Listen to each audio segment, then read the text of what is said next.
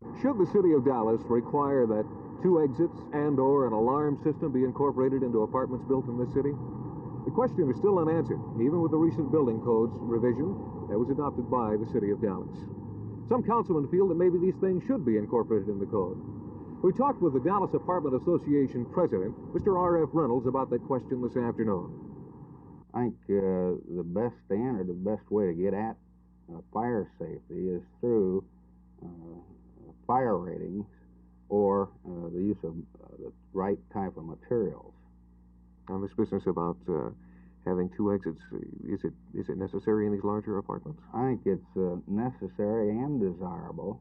Mr. Reynolds, do you find that there are more apartments being built with 2 exits now in Dallas? Yes, sir. Most modern apartment builders today do provide 2 exits. Is this a trend that you see continuing? Yes, sir, I do. And in addition to this, you must classify apartments between the garden 1 or 2-story type structure versus the mid or high-rise. And the conditions or requirements for safety are entirely different in how they are to be approached. Another question to come before the Dallas City Council tomorrow will be whether or not there should be an anti-lead ordinance for gasoline in the city of Dallas, such as the one that's already been adopted by the city of Buffalo, New York. City Councilman George Allen is the man who introduced the measure and had City Attorney Alex Bickley draw it up. But now there seems to be some question as to whether or not lead in gasoline really is a pollution factor. Ethyl Corporation's Joel Siegler talked with me this afternoon about that problem.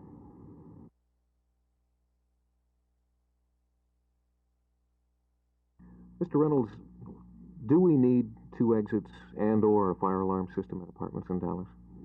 I think certainly it should be pursued. With respect to 2 exits, I think that you'll find that most garden apartments today, particularly those over 900 to 1,000 square feet, do have 2 exits.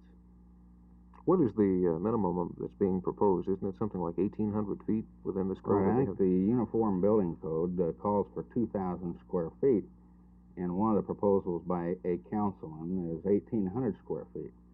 I think the fact that this amount of square feet really is not pertinent because less than 1% of your garden-type apartments built today exceed 1,800 square feet.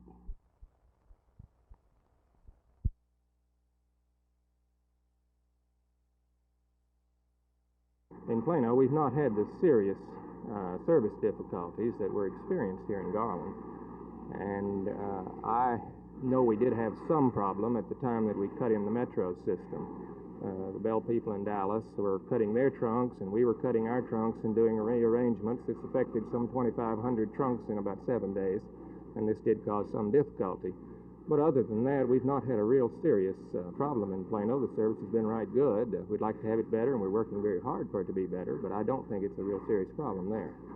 What about direct distance dialing? These people say that they were supposed to get it and they want it. Well, we've never made a commitment on direct distance dialing that we didn't plan to meet or don't plan to meet now. Our original commitment on direct distance dialing was for the end of this year, both in Garland and in Plano, and we'll meet or better that.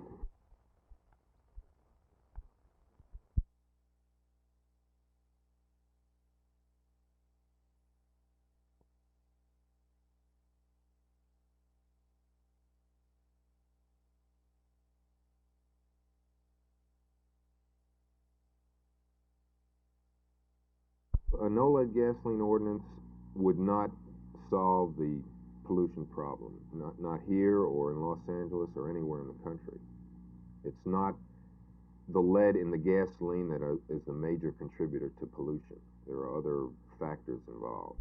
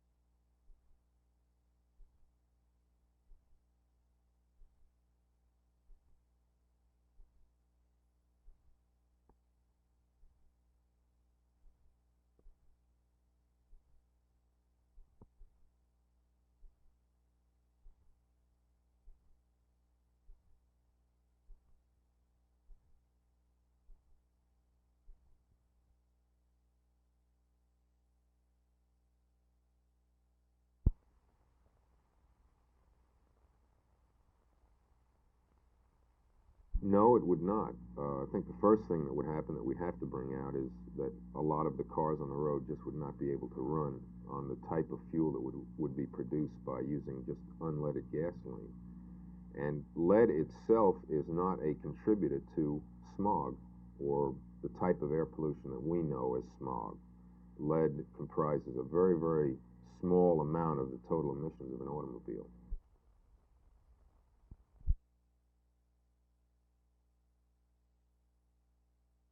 We're working almost around the clock now. All of our management people, all of our craft people. We've accumulated a fine workforce. I couldn't be any prouder of what they're doing. We've imported a lot of people from out of state. We've imported technicians from our company out in California, in the Los Angeles area. Most recently, dial office technicians. We've just had people coming in from all over. We've had a massive training program going. And we are developing one of the real quality forces, I think, in the industry. The average Garland or Plano or whatever citizen in these metropolitan areas comes to you and says, Mr. Newman, my service isn't what it ought to be. What do you say? Well, I like to talk in particulars, and I have to know what his particular service problem is. There are none that aren't correctable, and I try to convince him of that. I do recognize that, particularly in this area, that GT&E as a corporation has an image which is not quite what it should be. And perhaps we've done some things in the past that have caused that particular image. We're working very hard to change it. I hope the public will allow us to do that.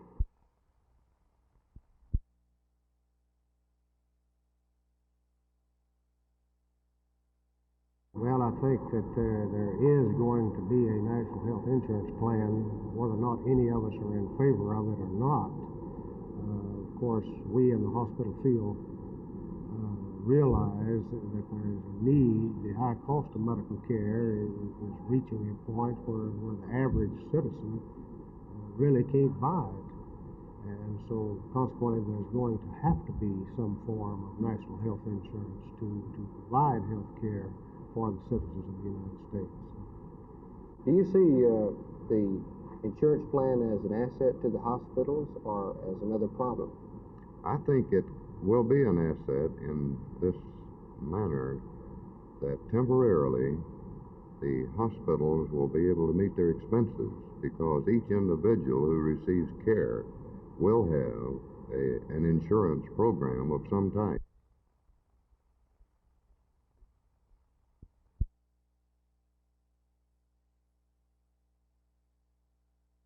Operation Get Involved is a program that has been instigated by Chief Dyson, which is to organize citizens within the city of Dallas to use their eyes and ears for crime prevention work. We as citizens, or we as the committee itself, educate the people on how to report crime, what to report, and what information that we should give the police department making the investigation. As you know, we have a wonderful chief, Chief Dyson, and we as citizens of Dallas must back him 100% in reducing the crime rate within our city.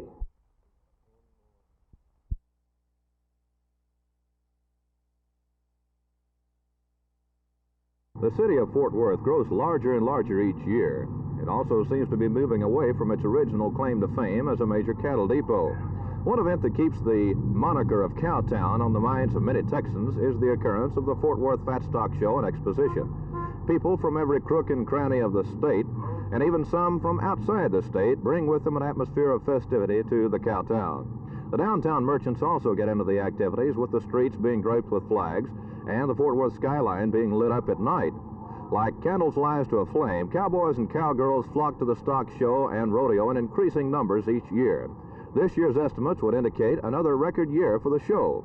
One of the main reasons for the continued success of the show is the presence of the top stock and top name performers that the rodeo attracted, such as Larry Mahan, world champion rodeo performer, and Judy Lynn.